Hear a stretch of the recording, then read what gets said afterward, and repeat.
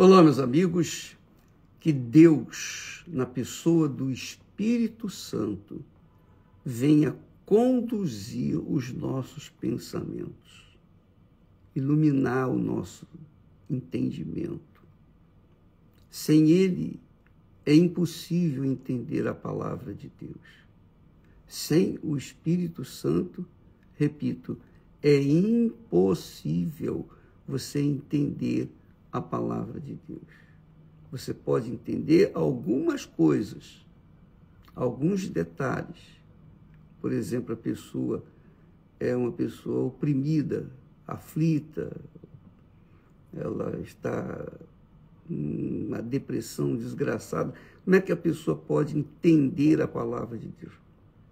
Mas ela pode entender os convites que Jesus faz. Isso aqui é legal. Jesus disse: vinde a mim todos os cansados e oprimidos. Isso é fácil de entender. Todos podem entender. Todos podem, qualquer que seja o sofredor, por mais pecador que seja, ele pode receber essa direção para vir a Jesus. Jesus disse: vinde a mim e eu vos aliviarei. E aí a pessoa pergunta: mas como que eu posso ir a Jesus? Quer dizer, ela fica naquela dúvida. Bem, quando você entrega a sua vida para aquele que você não vê, você não sente, você não toca, mas você crê que ele existe porque ele falou. Olha, aí você diz assim: puxa, mas como é que eu entendo? Como é que eu posso me entregar? Eu sei como entregar a minha vida para outra pessoa, no casamento, no matrimônio. Eu sei como amar, ter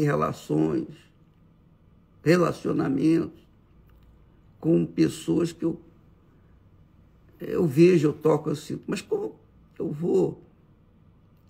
que eu vou crer em alguém que eu não vejo, que eu não toco, que eu não sinto? Pois é. Você, por acaso, já pensou na sua alma? Você vê a sua alma? Não, você não vê. A gente não vê a nossa alma. Mas é através dos nossos olhos que a nossa alma vê. É através da nossa boca que a nossa alma se exprime. É através do nosso ouvido que a nossa alma ouve. Quer dizer, os 5 sentidos que nós temos no corpo, você não vê, você sente, porque eles estão aí na pessoa da sua alma. A sua alma que os faz sentir, que nos faz sentir as coisas, as sensações. Então você sente que essas palavras, você vê essas palavras escritas na Bíblia, você ouve, você entende. Não importa se você tem ou não o Espírito Santo. Mas essas coisas simples, convite, vinde a mim, só isso. Você não precisa ter o Espírito Santo para ir a Jesus. Você precisa querer, você precisa se entregar, você precisa se render, você precisa crer. E crer é isso, é obedecer. Crer não é um sentimento. Não espere sentir crer.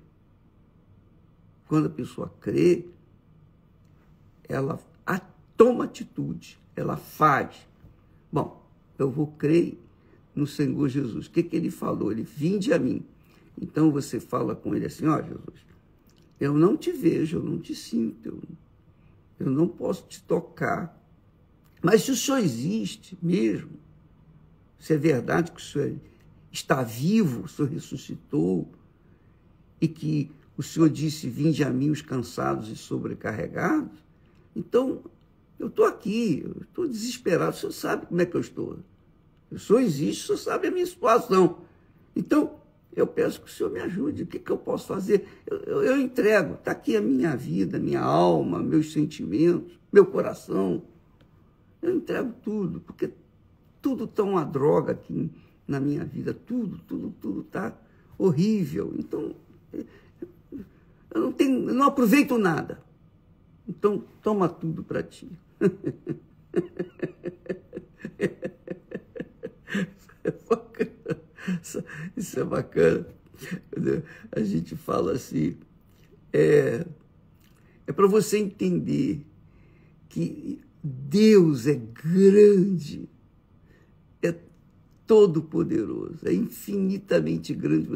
A gente não tem ideia da grandeza dele. Mais uma coisa, a gente há de concordar. Deus é simples. Deus é simples. Deus é humilde. Ele vem até nós, sabia? Ele vem até nós. Mas para que haja aliança entre nós e ele, nós temos que também ir a ele, nos entregar. Senão não tem.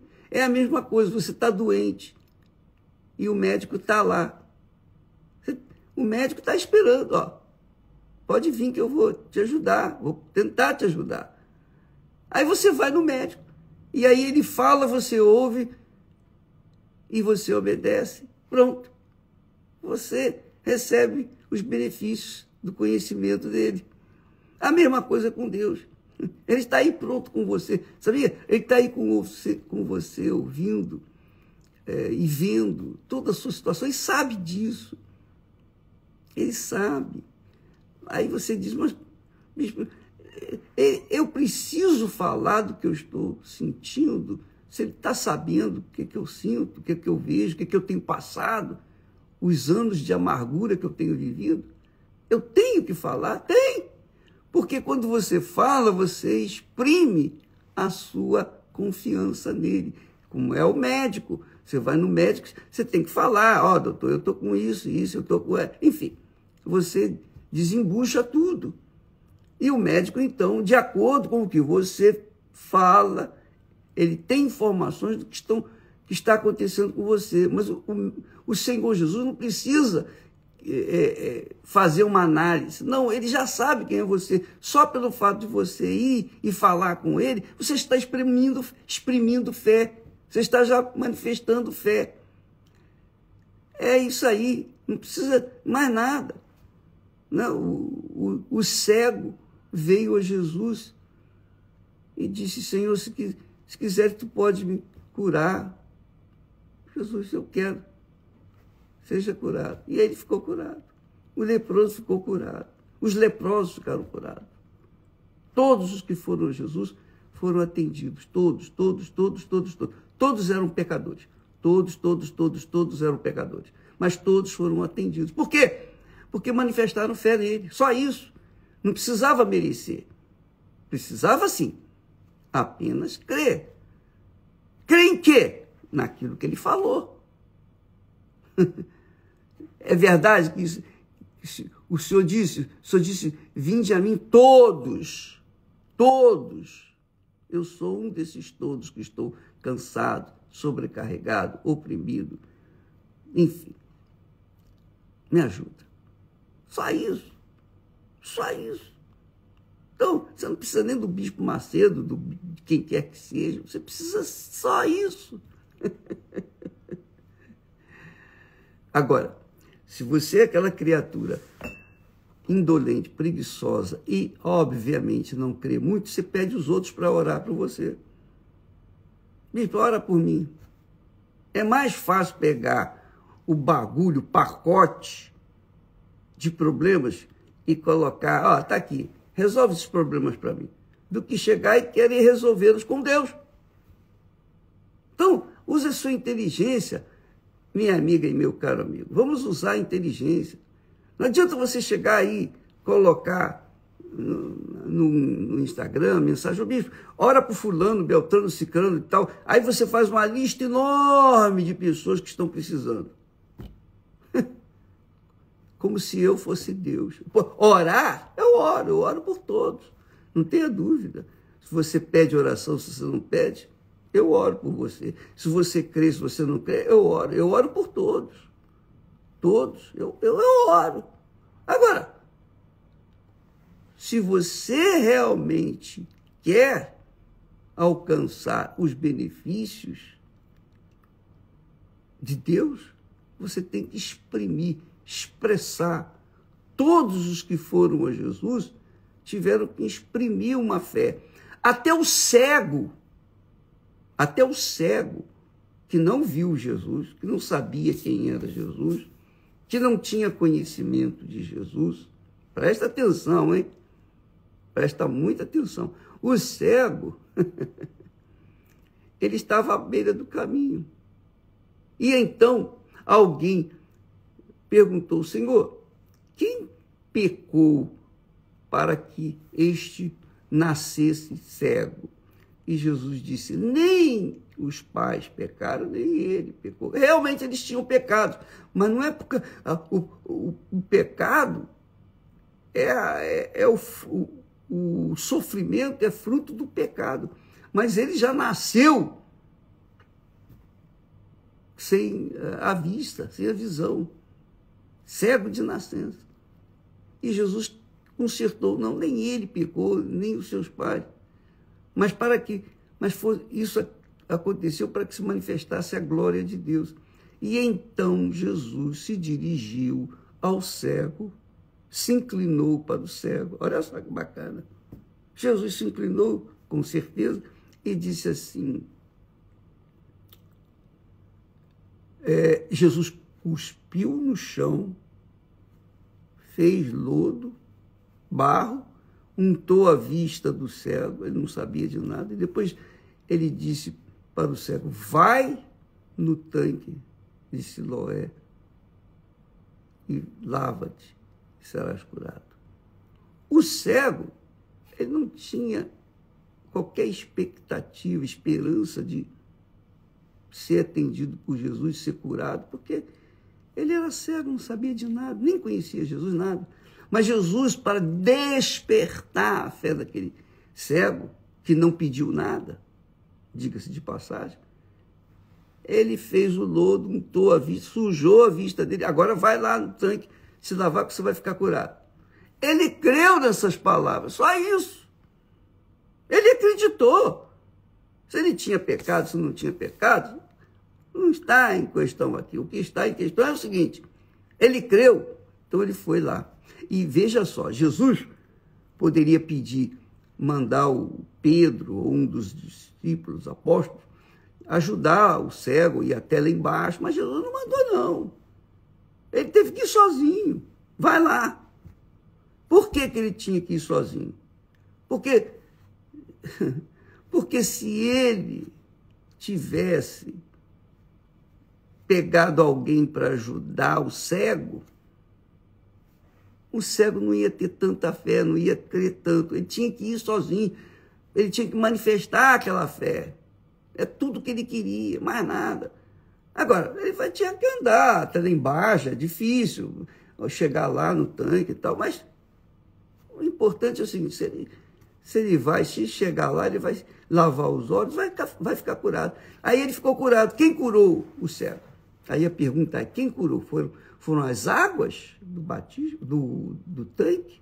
Não, não foram as águas. Não foram as águas. Quem curou o cego foi a crença, a fé dele no que Jesus falou. Jesus falou: vai no tanque de Siloé, vai lá no tanque e se lava. Você vai ficar curado. Acabou. Ele acreditou, ele creu e ficou curado. Então, meus amigos, quando nós tratamos da fé, é assim. Se você crê, você recebe. Se você não crê, você não recebe. Agora, a outra coisa que você precisa saber, que é a manutenção da fé. A manutenção da fé. E é isso que o diabo não quer. O diabo faz das tripas coração para não deixar as pessoas desenvolver a fé. Por quê? Porque a fé ela tem que ser mantida. Ele foi curado. Ele foi curado. Jesus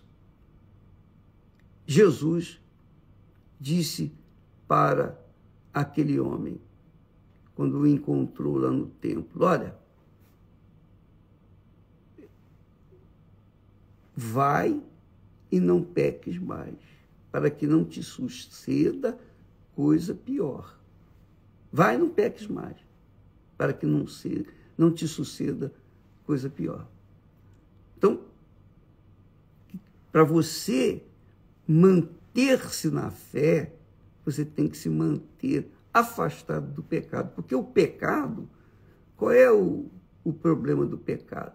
O pecado é que o pecado traz dúvida, o pecado traz medo, o pecado traz insegurança, o pecado traz desequilíbrio, o pecado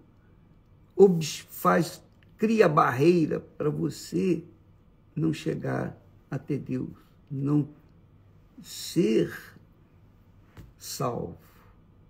Porque Jesus não quer curar só o corpo, porque ele sabe que o corpo tem prazo de validade, ele quer curar a alma. Mas você tem que manter-se na fé. Você tem que manter-se na fé. E quando Paulo fala aqui, quando nós lemos ontem, que ele finalmente disse, finalmente, irmãos, falando para os da fé, regozijai-vos no Senhor. Não me aborreço de escrever-vos as mesmas coisas, porque é segurança para vocês. Aí ele fala, guardai-vos dos cães, guardai-vos dos maus obreiros, guardai-vos da cortadura. Então, é obrigação nossa, como ministros de Deus, ensinar, exortar, advertir as pessoas que já foram abençoadas, que já foram até batizadas com o Espírito Santo. É obrigação nossa conduzi-las. Vocês não podem se misturar com o joio, vocês não podem se misturar com quem não se envolva com pessoas. É claro que você vai estar com pessoas incrédulas, mas não se ligue com essas pessoas, não se mantenha com essas pessoas, porque você vai colocar a sua fé, o seu relacionamento com Deus em risco. É claro que se a gente viver assim, ô bispo, a gente vai ter que viver isolado. Não é você ter que viver isolado, você tem que trabalhar, você tem que ter contato com outras pessoas que são incrédulas, mas você tem que zelar pela sua fé, pela sua pureza. Você tem que zelar pela sua santidade. Sem santidade ninguém verá o Senhor. Quer dizer, sem a pessoa estar separada do mundo, ninguém verá o Senhor. Então, você tem que estar separado daqueles que têm conversa fiada, conversa mole. Por exemplo, quando eu me converti, no meu trabalho eu enfrentei grandes problemas, grandes perseguições, porque eu queria falar de Jesus, eu queria ganhar todos eles. E eles ficavam zombando de mim. Ficavam zoando de mim. Então,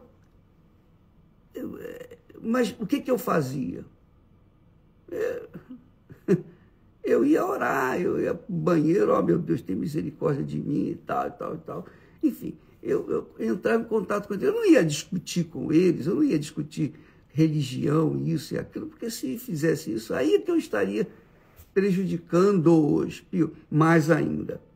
Então, a verdade, a bem da verdade, amiga e amigo, você tem que cuidar com quem você vai estar, vai ter comunhão. É isso que eu quero dizer. Amizades, namorar, você quer namorar, você quer casar, você quer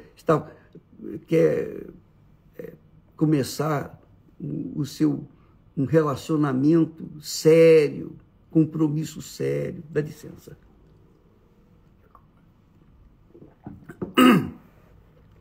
Eu entendi quando me converti que a primeira coisa, depois da nossa conversão, do nosso relacionamento com Deus, a coisa mais importante era o casamento, que eram os braços da cruz.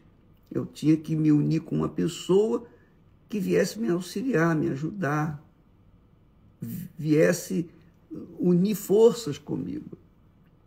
E eu buscava, oh meu Deus, a pessoa que sou, que é. Então, a gente tem que se isolar dentro do possível daqueles que são incrédulos, que falam palavrões, contam piadas sujas, etc, etc, etc, e que sujam, contaminam. Deixar de ver coisas, vídeos, entrar na internet para ver novidades, essas porcarias que acontecem demais dentro dela. Então, você tem que buscar coisas que vão somar na sua alma, vão acrescentar entendimento.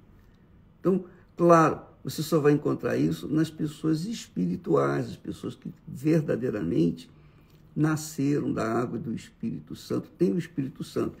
E a gente tem que tomar cuidado, quando Paulo fala cuidai, guardai-vos dos cães, dos maus obreiros, etc. Ele está falando para a gente ter o cuidado para guardar a nossa fé das doutrinas erradas que surgem nas igrejas por aí, os irmãos que estão caídos. Quando os irmãos são caídos, eles querem levar outros, eles querem pegar os irmãos de verdade e levá-los consigo. Eles não querem ir para o inferno sozinhos.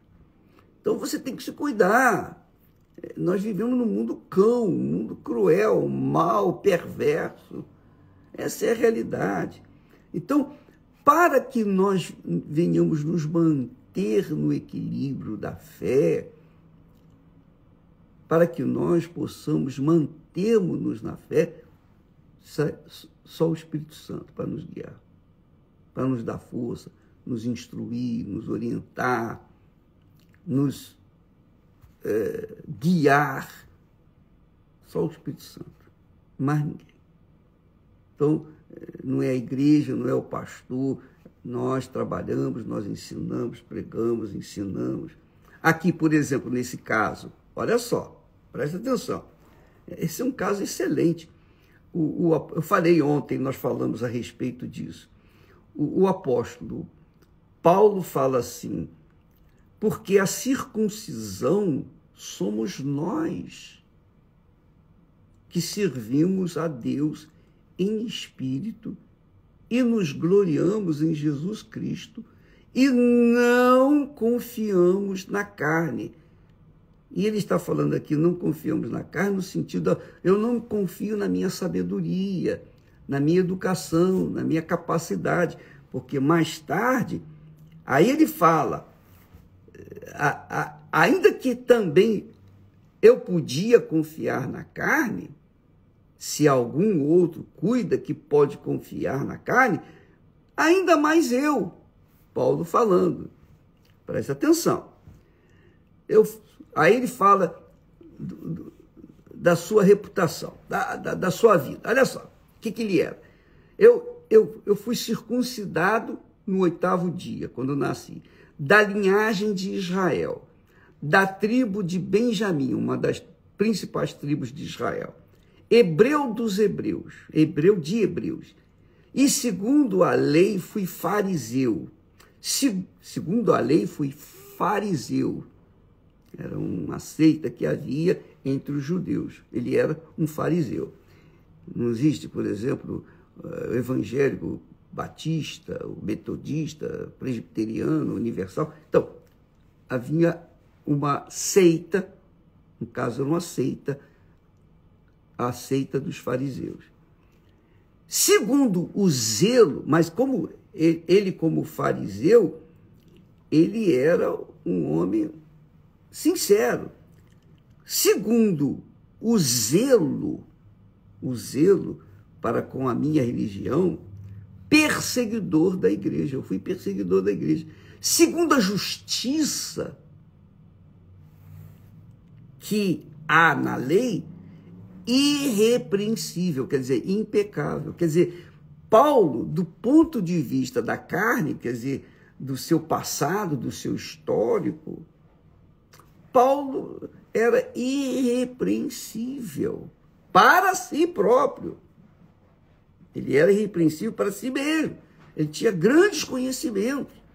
Todo o conhecimento de Paulo, que Paulo tinha, da Torá, do Velho Testamento, ele passa para a gente, agora com a visão cristã, com a visão da fé, sustentado pela fé, não sustentado pelo conhecimento bíblico.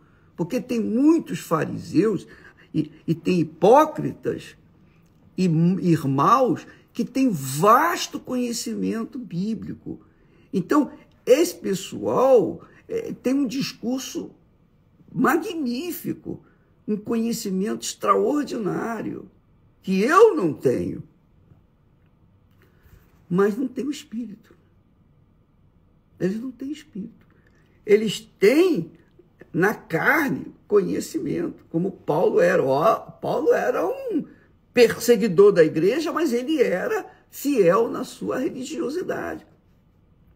Então, amiga e amigo, só que Paulo era sincero e Deus o salvou por causa da sua sinceridade. Viu que ele era um homem que deu toda a sua força, colocou toda a sua força naquilo que ele cria.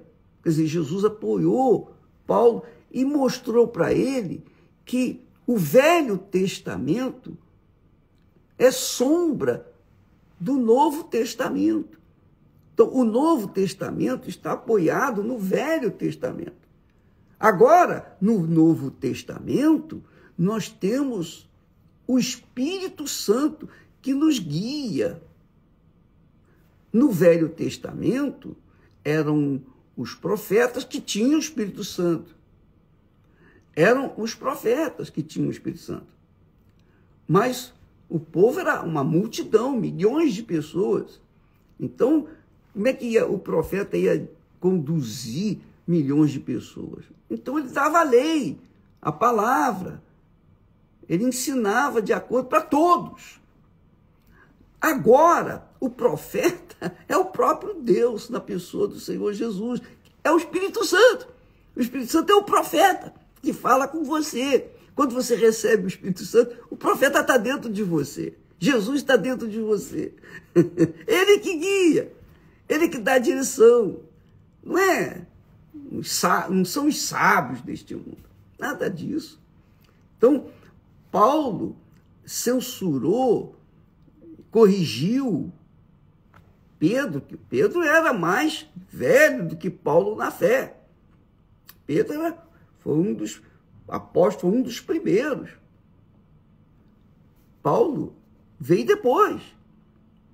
Mas Paulo chamou a atenção de Pedro. Olha, Pedro, você quer incutir na cabeça, digamos assim, Pedro era um crentão. Sabe aqueles crentões? Você quer incutir na cabeça desse pessoal simbolismo, costumes do Antigo Testamento, circuncisão. A circuncisão era feita como um símbolo de aliança com Deus, tinha que haver sangue. Todo o compromisso que a pessoa tem com Deus, tem que haver sangue. O sangue, quem é o sangue? O sangue de Jesus, no caso, no Novo Testamento. No Antigo Testamento, o sangue da aliança de Deus com Abraão e toda a sua descendência era feito na carne, o prepúcio lá tinha que ser cortado da criança, do menino, com 8 dias de nascido, até dos escravos.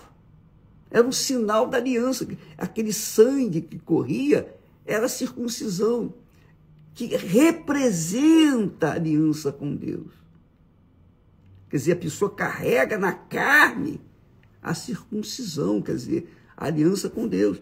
Mas quando Jesus veio, isso acabou. A circuncisão agora é feita no coração. A pessoa sacrifica aqui dentro, sacrifica a sua vontade, sacrifica o seu eu, sacrifica a si próprio, ela deixa de ser senhor do seu nariz para ser serva de nosso Senhor Jesus Cristo. Ela deixa de ir de acordo com a sua reputação, conhecimento e intelectualidade para se sujeitar aos ensinamentos de Jesus. Então, Paulo então lhe diz aqui no versículo 7, mas o que para mim era ganho, quer dizer, para o homem, Paulo, o homem, era ganho, aquela reputação toda de um homem exemplar, do ponto de vista dele, impecável, o que para ele, impecável, era ganho, eu reputei como perda. Eu perdi, eu abri mão por nosso Senhor Jesus Cristo. E, na verdade, ele continua, e, na verdade, eu tenho também por perda todas as coisas, pela excelência, melhor dizendo, pela excelência do conhecimento de Cristo Jesus, meu Senhor, pelo qual sofri a perda de todas estas coisas e as considero como escória para que possa ganhar a Cristo. Quer dizer, ele abriu mão de toda a sua bagagem espiritual, conhecimento. Ele era um homem intelectual, um homem experimentado. Ele era um homem, assim, completo do ponto de vista espiritual. Só que completo antes de Jesus. E isso o fazia naturalmente incompleto, porque sem Jesus não há como uma pessoa ser completa. Quando ele conheceu Jesus, ele abandonou tudo. Ele largou seus diplomas, seus conhecimentos, sua religiosidade. Ele largou tudo, seu farisaísmo, ele largou tudo. Ele era, por isso que ele perseguia a igreja, porque ele era muito, como se diz, ele era uma pessoa muito que queria impor a religiosidade dele para os cristãos, que ele não conhecia Jesus. Ele era rigoroso para com a sua própria religião. Por isso que ele matava, prendia, fazia e acontecia os cristãos. Ele era um perseguidor cruel. Mas religiosamente, do ponto de vista religioso, era rigoroso. Ele assumia a sua religião. Quando ele conheceu Jesus, aí mudou tudo. Quando ele viu Jesus, aí ele deixou tudo de lado. Ele diz aqui, e na verdade tenho também por perda todas as coisas, pela excelência do conhecimento de Cristo Jesus, meu Senhor. Então, quando ele conheceu Jesus, toda a sua instrução, toda a sua vaidade, toda a sua opulência, todo o seu conhecimento, religiosidade, ele deixou para trás. Quando ele conheceu Jesus, ele encontrou a pérola de grande valor, o tesouro que estava oculto. Ele encontrou o tesouro. E isso tem que acontecer com todos os que se entregam a Jesus. Muita gente não consegue ter um encontro com Jesus porque ela está agarrada aos seus diplomas, agarrada ao seu nome, à sua reputação, agarrada aos seus amigos, seus parentes, seu pai, sua mãe, seus filhos, sua família. Está agarrada às coisas desse mundo, às pessoas desse mundo, às instruções, aos conhecimentos desse mundo, Por isso Jesus falou também quão dificilmente o rico entrará no reino de Deus, porque o rico está muito agarrado ao dinheiro, está preso ao dinheiro, dependente do dinheiro. É difícil largar o dinheiro que ele pega para se apegar com alguém que ele não vê, não toca, não sente. Então, Paulo largou tudo. Ele considerou tudo como perda. Deixa para lá. E agora, por causa de ter conhecido o Senhor Jesus. Entendeu, minha amiga, meu amigo? Isso só acontece, eu vou dizer para você, essa revelação que Paulo teve tem que acontecer com você, com todos nós. Teve comigo, eu tive isso, aconteceu comigo. E cada um teve sua experiência, a Esté teve a experiência dela, cada um tem que ter a sua própria experiência com Deus. Uma vez você conhecendo Jesus, você considera esse mundo um lixo, e tudo neste mundo é um lixo, tudo, todas as coisas. As pessoas não, as pessoas são almas, mas as coisas físicas, materiais, os bens, tudo é lixo, porque tudo fica por aí, tudo vai pegar fogo, está próximo isso, e ainda está próximo. Então, esse conhecimento de Jesus faz a gente, poxa, agora eu peguei a riqueza maior, eu achei o tesouro. E quando você acha esse tesouro, você quer dividi-lo com outras pessoas, você quer passar para outras pessoas. E é isso que nós temos tentado fazer, passar para as pessoas aquilo que Deus nos tem dado, da riqueza que Deus nos tem dado, nós temos tentado passar para as pessoas, mas quem vai receber? Não sei.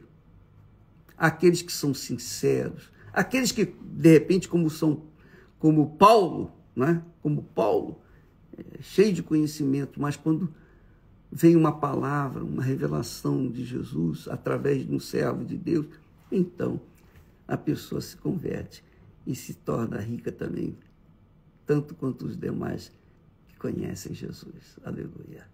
Entendeu, minha amiga e meu caro amigo? Você que recebeu o Espírito Santo, o Espírito Santo é a própria circuncisão. Ele é o profeta dentro da gente. Que Deus abençoe vocês. E amanhã estaremos de volta aqui, em nome do Senhor Jesus. Graças a Deus.